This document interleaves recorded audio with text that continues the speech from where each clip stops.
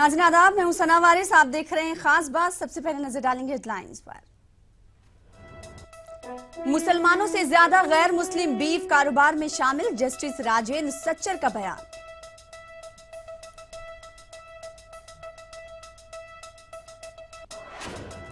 बिहार में मदरसों और संस्कृत के असातिज़ा को परेशानियों का सामना, हुकूमत ने मसाइल के हल का दिलाया यकीन।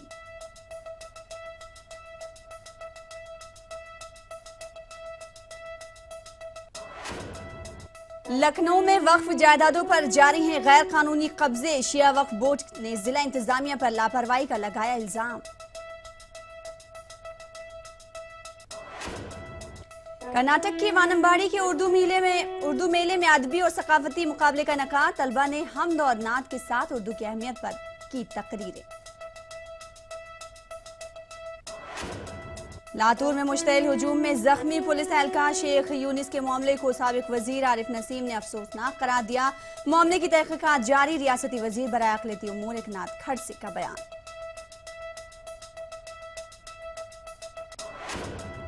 हैदराबाद के मुफख्खम जाह इंजीनियरिंग कॉलेज में टेक्नोलॉजी फेस्टिवल का इनेकाद, हवा के जोर से चलने वाला टरबाइन तवज्जे का मरकज।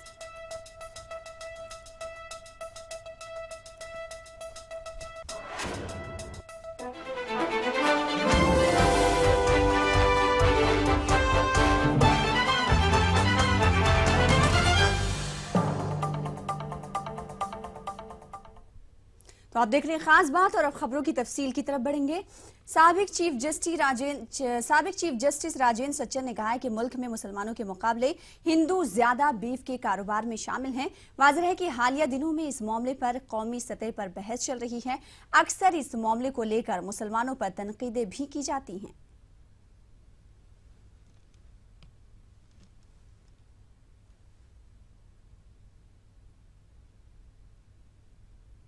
अहमदाबाद में लॉयर्स फॉर जस्टिस की जानिब से एक अनोखी पहल की गई। मुल्क के मौजूदा हालात पर वकला, सहाफ़ी और समाजी कारकुनान ने हिस्सा लिया। इस मीटिंग में JNU समेत मुल्क के तालीमी इदारों में चल रहे कशमकश और समाज में बढ़ती दूरियों पर तशवीश का इजहार किया गया।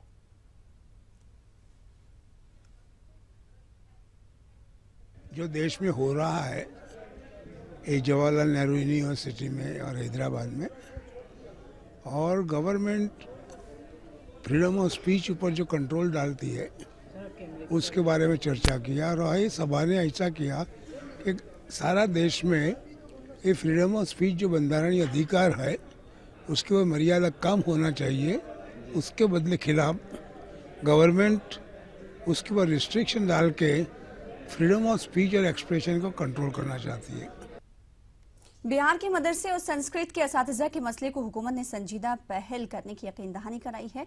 मदरसा और संस्कृत असातिज़ा की जानिब से पटना में मुनक़्क़िदा एक प्रोग्राम में असातिज़ा ने अपने मसाइल से हुकूमत के नुमाइंदों को रूबरू कराया। पेश है सिलसिले में हमारी एक रिपोर्ट। मदरसा और संस्कृत असातिज़ा का ये मुश्तरका प्रोग्राम है। पटना की सड़कों पर मदरसा और संस्कृत टीचरों ने कई बार अपने हक को हासिल करने के लिए तहरीकें चलाई हैं। हुकूमत ने उनके मसले को हल करने का वादा भी किया, लेकिन हुकूमत के ज्यादातर वादे महज वादे ही रहे।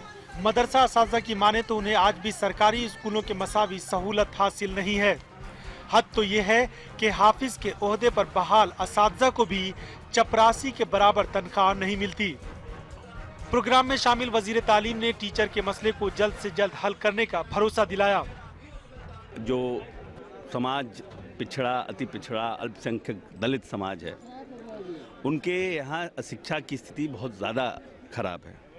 तो एक बड़ी लड़ाई है जिसमें जो हमारे मदरसा के टीचर हैं, हमारे शिक्षक संघ हैं, हमारे माध्यमिक के शिक्षक हैं, ये लोग हमारी सेना है जो शिक्षा के खिलाफ लड़ रहे हैं।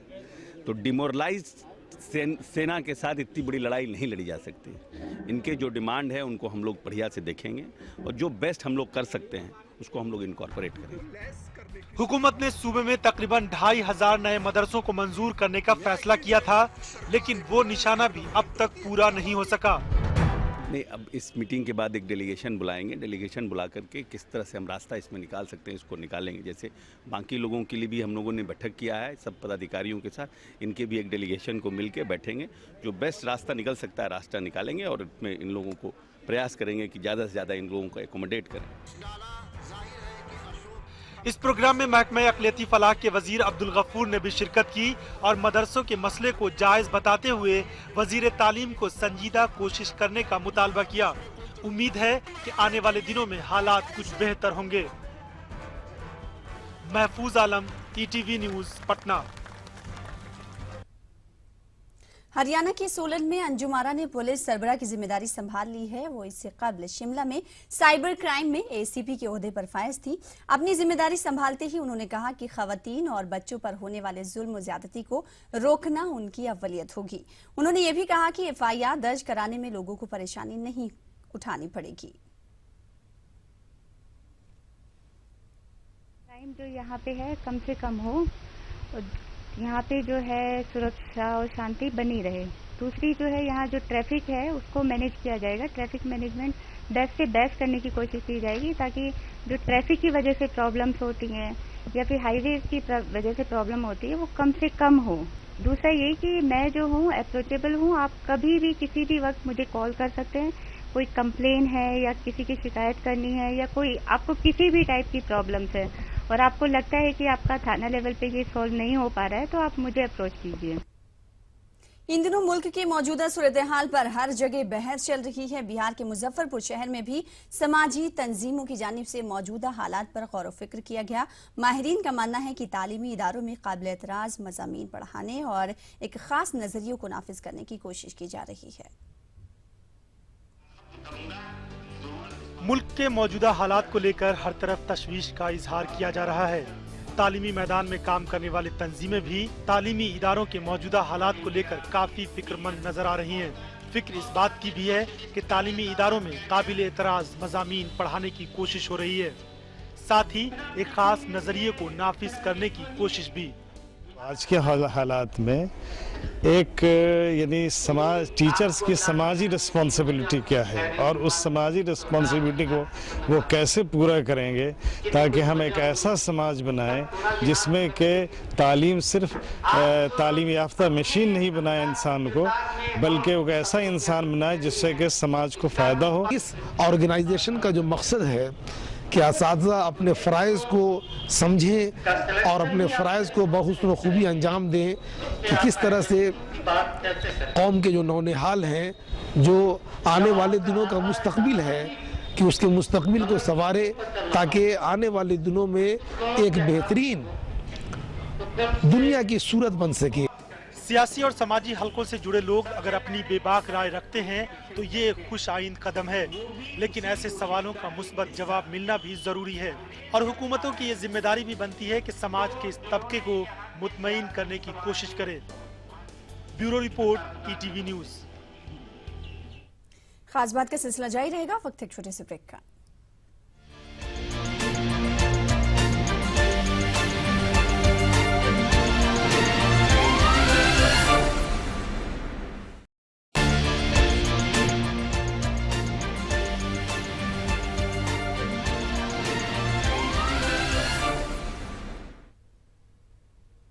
ब्रेक के बाद एक बार फिर आपका इस्तकबाल करते हैं। आप देख रहे हैं खास बात। वेलफेयर पार्टी ऑफ इंडिया के सदर और उमर खालिद के वालिद कासिम रसूल इलियास रोहित खुदकुशी मामले पर जारी एहतजाज में शामिल हुए। उन्होंने कहा कि रोहित के मामले को दबाने के लिए JNU तनाज़े को हवा दी जा रही है। नुमाइंदे एहतशामुल हसन ने कासिम रसूल इलियास से तफसीली बातचीत की है, ये आपको दिखाते हैं। रोहित वेमुला खुदकुशी मामला थमने का नाम नहीं ले रहा। हमारे साथ मौजूद हैं डॉक्टर कासिम रसूल इलियास साहब। डॉक्टर साहब, जिस तरह से रोहित वेमुला का मामला है, आप धरने में शामिल हुए हैं, क्या मुतालबा है? देखिए, हमारा बुनियादी मुतालबा ये है कि रोहित वेमुला को जिन हालात में खुदकशी करनी पड़ी है वो हालात ये बताते हैं कि इस मुल्क में यहाँ के जो महरूम मजलूम तबकात हैं, चाहे वो दलित हों, चाहे आदिवासी हों, चाहे मुसलमान हों, उनके लिए दिन ब दिन हालात ख़राब किए जा रहे हैं। उनकी आवाज़ को दबाने की कोशिश की जा रही है, उन्हें यानी खुदकशी में मजबूर किया जा रहा है और उनको यहाँ तक के कि हमारी तालीमी अदारे, आला तालीमी अदारे जो है वहाँ भी वो अपने आप को बहुत ज़्यादा यानी मजबूर और बेबस पा रहे हैं। सर, रोहित वेमुला को जिस तरह से JNU स्टूडेंट यूनियन ने उठाया, तो आपको लगता है कि मुल्क मुखालिफ नारेबाजी के जो मुलज़िमीन हैं उनको कहीं इससे जोड़ करके टारगेट बनाया गया हो? बिल्कुल, इसको इससे जोड़ के ही टारगेट बनाया गया है, इसलिए कि जेएनयू स्टूडेंट्स यूनियन और उसके वन ऑफ द ऑर्गेनाइजर्स में उमर खालिद भी मौजूद था। तो ये जो वाक़या हुआ है, ये दरअसल आज के इस प्रोग्राम को दबाने के लिए और रोहित वेमुला के ऊपर जो पूरा मुल्क चीख उठा था उसकी आवाज़ को डाइवर्ट करने के लिए ये एक छोटे से वाक़े को जो है एक बात का बतंगड़ बनाया गया और देशद्रोह और इस तरह के एंटी नेशनल के इल्ज़ामात के अंदर इन मासूम और बेगुनाह बच्चों को फंसाया जा रहा है। आगे बढ़ेंगे। आरजेडी ने झारखंड हुकूमत पर मुस्लिम अक़लियत के साथ गैर मुनसिफाना रवैया अपनाने का इल्जाम आयद किया है। रांची में मीडिया से बातचीत में आरजेडी लीडर अफरोज आलम ने इल्जाम लगाया कि मुस्लिम अक़लियत के तलबा को स्कॉलरशिप के फायदे से महरूम कर दिया गया है, साथ ही दिगर फलाही मंसूबों से भी मुस्लिम अक़लियत महरूम है। उत्तर प्रदेश शिया वक्फ बोर्ड के चेयरमैन ने सरकारी अफसरों पर औकाफ के मामलों में कार्रवाई न करने का इल्जाम लगाया। लखनऊ में ईटीवी को जानकारी देते हुए उन्होंने बताया कि उन्होंने शहर के 5 औकाफ में गैर कानूनी कब्जे के सबूत जिला इंतजामिया को फराहम किए थे, लेकिन जिला इंतजामिया काम रुकवाने के बजाय गैर कानूनी काम को तहफ़्फ़ुज़ फराहम कर रही है। उन सारी प्रॉपर्टीज़ जिस पे हमने लिख के दिया था कि काम जो है अवैध रूप से चल रहा है, तो उसी तरह से चल रहा है। अभी कोई कार्रवाई हमारे संज्ञान में नहीं आई। मैंने बात की है और उनको यहाँ से लिख के जा भी रहा है और बराबर जा रहा है कि काम रुकवाया जाए। देखिए, जब हमारी प्रॉपर्टी ख़त्म हो जाएगी, बर्बाद हो जाएगी, पूरी तरह से इंक्रोच्ड हो जाएगी, उसके बाद अगर कोई हल निकलता है और ये बात कही जाती है कि साहब ये वक्फ प्रॉपर्टी थी या है, तब तो वो हमारे यहाँ से चली गई। मौके पे अगर आप वक्ती तौर पे फ़ौरन उसको रोकेंगे नहीं और रोक के जांच नहीं कराएंगे, तब तक फ़ायदा क्या?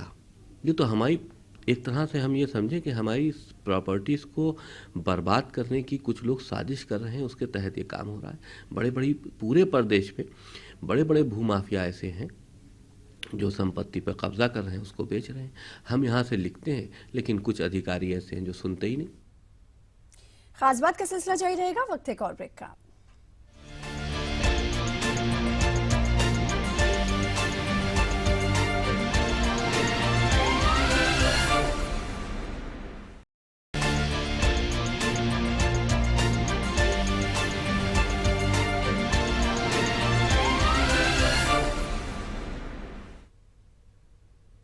के बाद एक बार फिर आपका इस्तकबाल करते हैं और आप देख रहे हैं खास बात।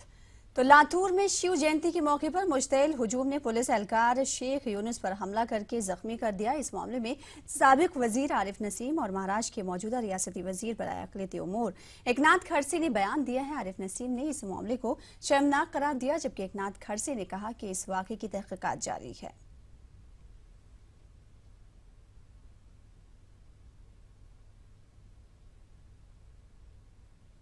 अब इस मामले को लेकर मुजाहरों का दौर भी जारी है। औरंगाबाद में तमाम सेकुलर पार्टियों के नुमाइंदे अरकान ने एहतजाज दर्ज किया और डिवीजनल कमिश्नर को मेमोरेंडम देकर हालात बिगाड़ने वालों और कानून को अपने हाथ में लेने वालों के खिलाफ सख्त कार्रवाई करने का मुतालबा किया।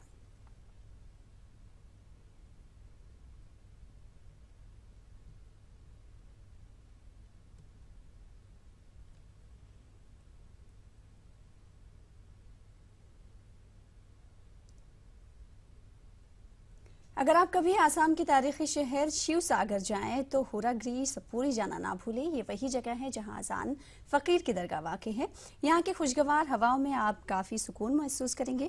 दरअसल शाह मीरान, जिन्हें अजान पीर हज़रत शाह मीरान के नाम से भी जानते हैं, वो एक बेहतरीन शायर, मुस्लिम मुबल्लिग और आलिम थे। 17वीं सदी में वो इराक के बगदाद से आकर आसाम के शिव सागर में आबाद हो गए। आसाम में उन्होंने इस्लाम को मुस्तहकम करने और लोगों को मुत्तहिद करने में इंतहाई अहम किरदार अदा किया।